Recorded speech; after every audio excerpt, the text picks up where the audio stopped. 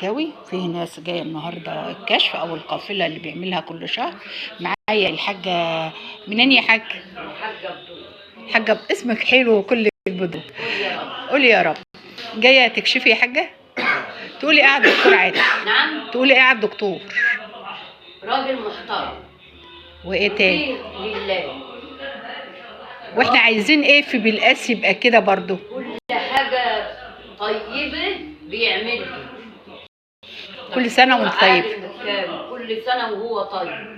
مش عايزين الدكتور عادل بس. كفيلة. لا احنا عايزين بالقاس، كل دكاتره بالقاس يبقوا نفس الطريق. ما شاء الله. صح. اكتر الناس الدكتور اسمه اللي كان على طول كل يوم الخميس يكشف لله. الألفي اللي اسمه الأسنان مصطفى أنيس. كل يوم خميس أنا كشفت عنده يجي 3 مرات أو 4. بقى يكتب اسمي وكل يبقى عنده كشف يبعت عليا. يعني انت حابه ان دكاتره بالقاس اللي يشوفونا الوقت واللي يسمعونا واللي يتكلموا معانا، يعني انت حابه، يعني انت جايه من ابو عرصه بالقاس حاسه ان كلهم محترمين وناس كويسين؟ الحمد لله. وتدعي ايه لاهل بالقاس كلها؟ ادعي ربنا بالوفق.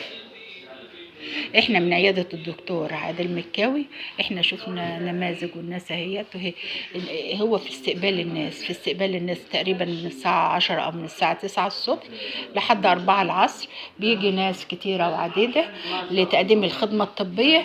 ويا ريت كل دكتور يشوفنا او اي حد يشوفنا له بصمه بالقاس يساعد الناس الطيبه، الناس اللي فعلا بتحب بالقاس واهل بالقاس. كل الناس بتحب بعضها. تمام يا حاج. الخير من عند الله. انا شفت عند الرسول طلعت عمره ما شاء الله. ده افواج من جميع انحاء الدنيا عشان يوحدوا كلمه الله في العالم كله. ونعم بالله. ما شاء الله.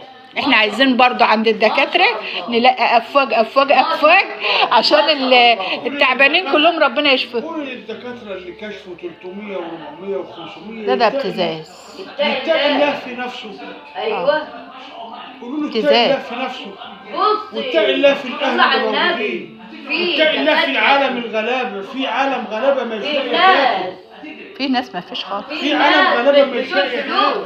يا منات فيها موجود. وفي دكاتره ما عندهاش. لا يعني هم يشتغلوا طول الشهر، واما يجي يوم واحد زي الدكتور عادل كده يعملوا الوكيل الله، يبقى الحمد لله، يبقى ده اللي احنا عايزينه. وقولي للدكاتره اللي بتتعامل مع الصيدليات اتقوا الله. يعني انت بتاخد كشف وبتتقي الله، اتقي الله في نفسك وفي اليمين اللي انت حلفته.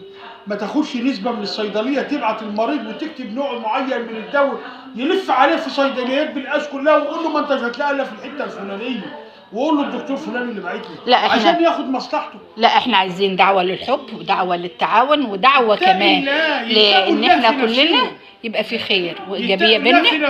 وزي ما الحاجه اعرف دكتور اطفال بيكتب بخاخه للطفل. ايوه يا عم احمد. خلي بالك هي بتسجل. ما انا عارف. طب بلاش. لا باش عشان ايه محدش هي مش جايه تسجل عشان الكلام انت بتقوله. الحاجه زي ما زارت بيت الله وشافت الناس افواج. عايزين الناس تجي لنا برضه افواج.